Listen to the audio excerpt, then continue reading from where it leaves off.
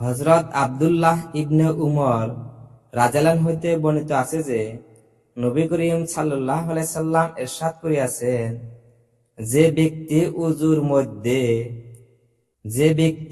উযুর মধ্যে প্রত্যেক অঙ্গকে দুইবার করিয়া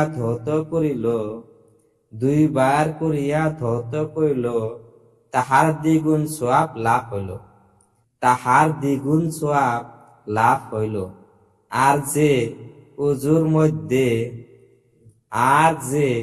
উযুর মধ্যে প্রত্যেক অঙ্গকে তিনবার করিয়া ধৌত করিল, তিনবার